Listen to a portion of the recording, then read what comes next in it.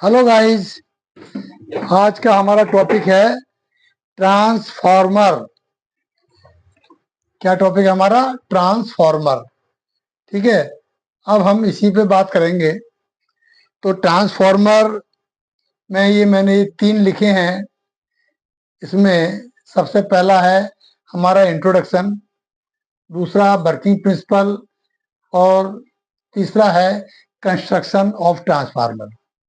ठीक है, तो हम ट्रांसफार्मर में इंट्रोडक्शन पहले लेते हैं। इंट्रोडक्शन का मतलब क्या है कि ट्रांसफार्मर की जो पूरी जानकारी है, जो हर किसी को आना चाहिए। एक इंट्रोडक्शन ऐसी चीज है, इंसान का हो या मशीन का, रफली हर किसी को पता होना चाहिए। ये मान्य नहीं करता कि मैं सिविल का इंजीनियर हूं या मैकेनिकल का हूं या इलेक्ट्रॉनिक्स का हूं। हमें जो बेसिक चीज है वो हम इंट्रोडक्शन में बताएंगे आपको, जो हर किसी को आना चाहिए। राइट। तो इंट्रोडक्शन, सबसे पहली बात तो यह है कि जो ट्रांसफार्मर है ये क्या है? एक स्टैटिक अप्लायंसेस है। स्टैटिक मतलब एक स्थिर है, इसके अंदर कोई घूमने वाला पार्ट नहीं होता। ठीक है, इसके अंदर कोई घूमने वाला पार्ट नहीं होता। एक चीज तो ये हो गई। दूसरी बात यह है जो हर किसी को पता होना चाहिए कि ट्रांसफार्मर सिर्फ एसी पे काम करता है। राइट बच्चों, ये सिर्फ एसी पे काम करता है, डीसी पे ये काम नहीं करता। तो दो बातें तो खास हो गई। ठीक है, अब हम चलते हैं ट्रांसफार्मर से। हम क्या करते हैं कि वोल्टेज को कम और ज्यादा, कितना भी जो आपकी नीड है उस हिसाब से हम इस ट्रांसफार्मर से वोल्टेज को, बिजली को कम या ज्यादा कर सकते हैं अपने एप्लीकेशन के हिसाब से। ठीक है ना, अपने रिक्वायरमेंट के हिसाब से हम कुछ भी कर सकते हैं। ठीक है, अगला पॉइंट क्या है हमारा कि ट्रांसफार्मर जब वोल्टेज कम या ज्यादा होती है उस समय एक चीज और है जानकारी के लिए जो सबको पता होना चाहिए, वो है फ्रीक्वेंसी। फ्रीक्वेंसी इसकी कांस्टेंट रहती है। वोल्टेज चाहे कितनी भी कम कर लो और कितनी भी बढ़ा लो, लेकिन फ्रीक्वेंसी कांस्टेंट रहेगी। अगर 50 फ्रीक्वेंसी है तो 50 फ्रीक्वेंसी पर ही वोल्टेज आपकी अप हो जाएगी और वोल्टेज डाउन हो जाएगी, लेकिन फ्रीक्वेंसी 50 ही रहेगी। अब ये ऐसी कुछ रोचक जानकारी थी जो हर किसी को पता होना चाहिए। ठीक है, अब आता है इसका नंबर वर्किंग प्रिंसिपल का। वर्किंग प्रिंसिपल क्या है? ये एक तरीके से क्या है, ये म्यूचुअल इंडक्शन बोलते हैं। म्यूचुअल इंडक्शन इसका सिस्टम पे, प्रिंसिपल पे काम करता है। अब म्यूचुअल इंडक्शन क्या होता है? म्यूचुअल इंडक्शन क्या होता है ये मैं आपको ये बताता हूं। देखो, अगर यहां पे, चलो मैं यहां बताता हूं, ये कोई एक कॉइल है। राइट, और इसमें हमने कोई भी करंट सप्लाई की, लेकिन वो होनी चाहिए एसी। ये ध्यान रहना चाहिए, एसी सप्लाई होनी चाहिए। अब इसके बगल में अगर एक कॉइल हम और रख दें, ध्यान देना, अभी मैं ट्रांसफार्मर का डायग्राम नहीं बना रहा ये मैं। तो जब भी कभी हम प्राइमरी कॉइल में, ठीक है, या इनपुट कॉइल में हम जब कोई सप्लाई देते हैं तो इसमें क्या होता है, इसके चारों तरफ एक मैग्नेटिक फील्ड पैदा हो जाता है। और वो मैग्नेटिक फील्ड, क्योंकि करंट हमारी एसी है, तो वो भी ऑल्टरनेटिव फ्लक्स होता है। और वो फ्लक्स जब उस फ्लक्स के रेंज में जब हम कोई दूसरी क्वाइल लेके आते हैं तो सेकेंडरी जो क्वाइल है हमारी ये वाली, इसमें भी एक ईएमएफ पैदा हो जाता है। ठीक है, यही म्यूचुअल इंडक्शन होता है, इसी को म्यूचुअल इंडक्शन कहते हैं। इसी सिद्धांत पे हमारी सारी एसी मोटर जो होती हैं जितनी भी, वो इसी सिद्धांत पे काम करती हैं। तो ये हो गया हमारा वर्किंग प्रिंसिपल। जब भी किसी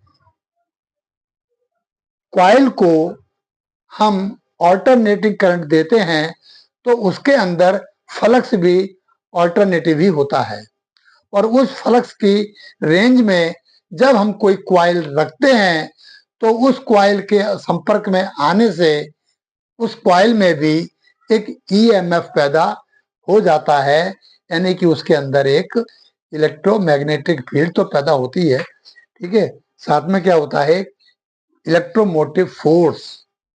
देखिए यहां थोड़ा कंफ्यूजन मैं दूर कर दूं, ईएमएफ की दो फुल फॉर्म होती हैं, एक तो होता है इलेक्ट्रोमोटिव फोर्स, एक होता है इलेक्ट्रोमैग्नेटिक फील्ड।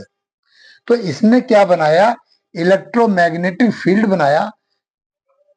ये हमारी जो पहली वाली कॉइल है, ठीक है, इसमें बना हमारा इलेक्ट्रोमैग्नेटिक फील्ड, ये भी ईएमएफ है। सेकेंडरी कॉइल में क्या बना, वो भी ईएमएफ बना, लेकिन वो क्या बना, इलेक्ट्रोमोटिव फोर्स। वो क्या करेगा, इसके अंदर इलेक्ट्रोमोटिव फोर्स पैदा हो जाएगा और वही तो हमारे काम आता है। ठीक है, इसमें क्या है, ये मैं दो लाइन अगर खींच दूं यहां पे तो ये बन जाती है ट्रांसफार्मर की कोर। ठीक है, ये कोर कहलाती है, जो मैंने यहां बना रखी है, अभी मैं डायग्राम में एक्सप्लेन करूंगा। तो ये क्या कहलाती है, ट्रांसफार्मर की कोर। ठीक है, क्योंकि जब इस कॉइल के थ्रू, जब इस कॉइल में या दोनों के अंदर क्या होगा, एक फ्लक्स पैदा होगा और वो फ्लक्स को फ्लो होने के लिए क्या है, इस कोर का इस्तेमाल करते हैं। अभी आगे एक्सप्लेन करूंगा, अभी थोड़ा सा इतना ही समझ लो आप। तो ये वर्किंग प्रिंसिपल हो गया आपका, ये म्यूचुअल इंडक्शन पर काम करता है। और म्यूचुअल इंडक्शन क्या होता है वो मैंने आपको बता दिया। अब हम करते हैं कंस्ट्रक्शन ऑफ ट्रांसफॉर्मर। कंस्ट्रक्शन में क्या होता है, इसके कुछ खास पार्ट होते हैं। मेरा वही डायलॉग है कि हर किसी को पता होना चाहिए कम से कम, जैसे इनपुट सप्लाई और output supply, primary winding, secondary winding. इसको हम एक नाम और कह सकते हैं, primary coil and secondary coil. ठीक है, ये प्राइमरी है और ये सेकेंडरी है। जब हम इसको एक सप्लाई देते हैं एसी, तो इसमें एक ईएमएफ पैदा होता है और वो ईएमएफ जो फील्ड है इस कॉइल को क्रॉस करेगा, काटेगा, क्योंकि वो वेरिएबल है। जब वेरिएबल फ्लक्स के अंदर जब भी कोई कंडक्टर रखा जाता है तो उसके अंदर एक ईएमएफ पैदा हो जाता है। ठीक है, उसमें भी एक करंट फ्लो होने लगती है। तो ये जो कोर है हमारी, ये हमारी कोर है जो मैंने दो लाइनों से यहाँ पे दिखाया गया है। अब आते हैं ब्लॉक डायग्राम पे। ये सर्किट डायग्राम है, ये ब्लॉक डायग्राम है। ठीक है, कोर जो होती है हमारी कुछ इस तरह की होती है, इसे हम कहते हैं लैमिनेटेड कोर या लैमिनेटेड। ये एमएस की बनी होती हैं, पतली पतली पत्तियां होती हैं। लैमिनेटेड इसलिए होता है कि इसको एक इंसुलेटिंग लेयर इस पत्ती के ऊपर चढ़ाई जाती है, इसे स्ट्रिप, अंग्रेजी में स्ट्रिप बोल दो। ठीक है, और ये जो स्ट्रिप्स हैं इसके ऊपर हम पतली पतली पतली पतली पत्तियों को बनाते हैं एमएस का, और उसके ऊपर हम क्या करते हैं, एक इंसुलेटिंग लेयर चढ़ा देते हैं। क्योंकि ये पत्तियां जरूर देखने लग रहा है आपका एक सॉलिड लोहे जैसा, पर सॉलिड होता नहीं है। ये बारीक बारीक पत्तियों से बना के और उसे इंसुलेटेड करके तब इसको असेंबल किया जाता है। अब सवाल ये उठ रहा है कि भाई हम ऐसा करते क्यों हैं, हमने इसको सॉलिड क्यों नहीं बनाया। तो बच्चों ये ध्यान रखो, इसके पीछे लॉजिक क्या है, इसके अंदर एडी करंट लॉसेज होते हैं। हम आगे चल के बनाएंगे, मैंने इस पे भी वीडियो बनेगी हमारी, एडी करंट लॉसेज क्या होता है। ठीक है, और एक और होता है लॉसेज, उसे कहते हैं हिस्टेरिसिस लॉसेज। इन दोनों लॉसेज को हम खत्म नहीं कर सकते, लेकिन हाँ ये जरूर है कि हम इसे कुछ टेक्निक से कम जरूर कर सकते हैं। तो इसीलिए हम इन्हें पत्तियों से मिला करके बनाया जाता है और इसे बनाने के पीछे रीजन यही है कि एडी करंट लॉसेज और हिस्टेरेसिस लॉसेज इसके अंदर कम हो जाते हैं। अगर एडी करंट लॉसेज कम ना किए जाएं तो क्या होगा, ये बहुत जल्दी गर्म हो जाएगा, इतना हीट हो जाएगा कि मतलब बहुत ज्यादा हीट हो जाएगा। तो उस एडी करंट लॉसेस को कम करने के लिए हम पतली पतली पत्तियों का और ऊपर से लैमिनेटेड करके इसको बनाया जाता है। ठीक है, तो ये डायग्राम देखो, ये मैंने कोशिश की है एक्सप्लेन करने की। ये जो मैंने वर्टिकल लाइन खींची है, लग रहा होगा देखने से कि कोई पत्ती का ये बंडल बना हुआ है, कोशिश तो मैंने की है। ये बिल्कुल खाली फ्रंट व्यू है, अगर यहाँ समझ में ना आए तो ये इसका क्या है, ये बाहर वाला हिस्सा है। ये जो ब्लू कलर में ये डॉट डॉट करके लाइन है, ये क्या है, ये फ्लक्स है। जब इसमें हम सप्लाई देते हैं तो फ्लक्स के लिए हम कोर का इस्तेमाल करते हैं, ताकि हमारा फ्लक्स, अगर हम कोर का इस्तेमाल ना करें तो क्या होगा, फ्लक्स हमारा चारों तरफ जाएगा, हमें तो मिलेगा ही नहीं, थोड़ा बहुत मिलेगा। तो फ्लक्स को एक पर्टिकुलर रास्ता देने के लिए हम कोर का इस्तेमाल करते हैं। अब क्या है, इसमें जैसे हमने देखो लिखा हुआ है यहाँ पे एसी इनपुट सप्लाई हमने दी, तो इसमें फ्लक्स पैदा हुआ। वो फ्लक्स दाएं बाएं नहीं जाएगा, वो सीधा इस कोर के अंदर रोटेट करने लगेगा। ठीक है, अब ये जब फ्लक्स इस क्वाइल में जा रहा है, तो ये जो फ्लक्स है, जो आउटपुट की क्वाइल है, जो मैंने बताया था सेकेंडरी बाइंडिंग या सेकेंडरी क्वाइल, उसको ये क्रॉस कर रहा है। फ्लक्स वेरिएबल है तो उसमें भी ईएमएफ पैदा होगा। और मैं पहले ये एक्सप्लेन कर दूं, ये देखिए, ये मैंने इसको, इसी चीज को बिल्कुल ये वाली चीज ही मैंने यहां बनाई है सिर्फ आपको समझाने के लिए। ये इनपुट वोल्टेज है, ये इसको कहते हैं हम लोग आइसोमेट्रिक व्यू। अगर आप लोगों ने ईडी पढ़ी होगी तो इस तरह के डायग्राम क्या बोलते हैं, आइसोमेट्रिक व्यू। ठीक है, ये आइसोमेट्रिक व्यू है और ये इसका फ्रंट व्यू है। ऐसे ही बना दिया है हमने ताकि समझने के लिए। ठीक है, यहाँ ऊपर से सिर्फ एक स्ट्रिप दिखाई दे रही है। कुछ और जाने, क्योंकि फैब्रिकेशन है तो इसके मेन पार्ट के हमारे क्या हो गए, एक तो हो गई हमारी प्राइमरी बाइंडिंग, एक हो गई सेकेंडरी बाइंडिंग, एक हो गई हमारी कोर। ठीक है, कुछ चीजें जो ज्यादा इसका लंबा चौड़ा हिसाब नहीं है ट्रांसफार्मर का, तो हमें core, primary coil, secondary coil, ठीक है भाई, यही इसके मेन पार्ट होते हैं।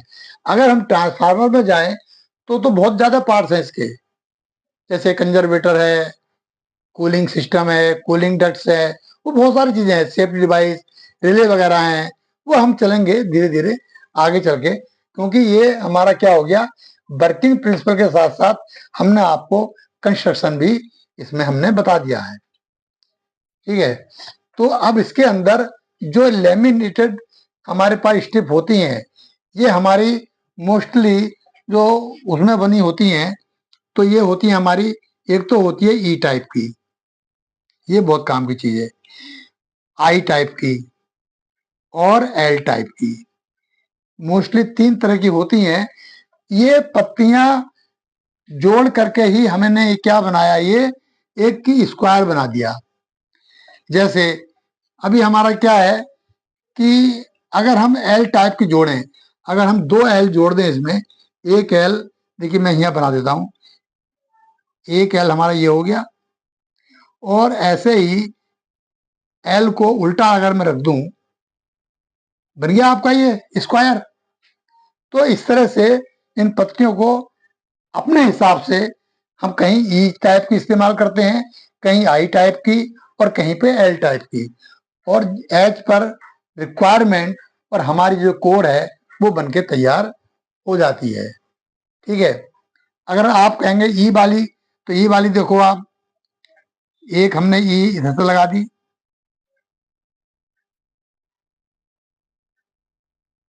ठीक है, फिर यहां पे एक आई टाइप की लगा के, ध्यान देना मेरी बात पे, फिर इसके ऊपर हमने उल्टी रख दी। ठीक है, कौन सी वाली, वो ऐसी दिखाई देगी, ये वाली। तो अभी ये क्या बन गया हमारा, इस तरह की फिगर बन जाती है हमारी, ये बन जाती है, इसे कहते हैं सेल टाइप ट्रांसफार्मर। इसमें कॉइल फंसा देते हैं यहाँ पे, और इस तरीके से इनपुट कॉइल और आउटपुट कॉइल दोनों इसी के अंदर होती हैं। हम इसके बारे में आगे बनाएंगे वीडियो, तो बताएंगे कि टाइप्स ऑफ ट्रांसफार्मर, उनमें हम बताएंगे कि भाई कितने टाइप के ट्रांसफार्मर होते हैं। तो उन्हीं में से ये क्या है, ये सेल टाइप ट्रांसफार्मर है, और ये इन्हें कहते हैं हम लोग कोर टाइप ट्रांसफार्मर। ट्रांसफार्मर भी अपने एप्लीकेशन के हिसाब से, बनावट के हिसाब से, ठीक है ना, अलग अलग तरीके के इन्हें हम क्लासिफिकेशन कर सकते हैं। जैसे low voltage transformer, high voltage transformer, single phase transformer, three phase transformer, ठीक है, अलग अलग तरह, कोर टाइप, सेल टाइप, है ना। इस तरीके से अलग अलग तरह के ट्रांसफार्मर को उनका हम वर्गीकरण कर सकते हैं अपने हिसाब से। ये कोई फिक्स नहीं है, पत्थर की लकीर नहीं है कि ये ऐसे ही होना चाहिए। आप एग्जाम में अपनी तरफ से भी लिख सकते हैं ट्रांसफार्मर दो प्रकार के होते हैं। कैसे भाई, सिंगल फेज और थ्री फेज, ठीक है, आपने लिख दिया, कौन सा याद कर पड़ी हुई है। और थोड़ा डीप में जाते हो तो बनावट के हिसाब से कोर टाइप, सेल टाइप, और एक और होता है। तो इस तरीके से आप अलग अलग तरीके से क्लासिफिकेशन कर सकते हैं, ठीक है। और बताएं हम आपको अब याद करने के लिए, कूलिंग के हिसाब से air cool, compressed air cool और ऑयल कूल, ये भी हो गया। तो क्लासिफिकेशन आप कर सकते हैं, कोई घबराने वाली बात नहीं है, सिर्फ इन चीजों को समझना बहुत जरूरी है। तो मेरे ख्याल से मुझे लग रहा है कि तीनों पॉइंट मैंने आपको बता दिए और आपके समझ में आ भी गए होंगे।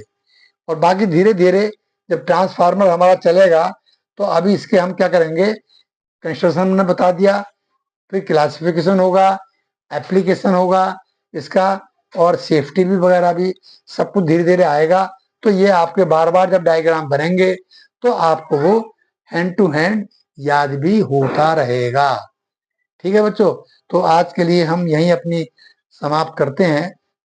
ठीक है, आपको बहुत कुछ आज समझ में आ चुका होगा। ठीक है, अब नेक्स्ट वीडियो तक के लिए नमस्कार और इंतजार करें।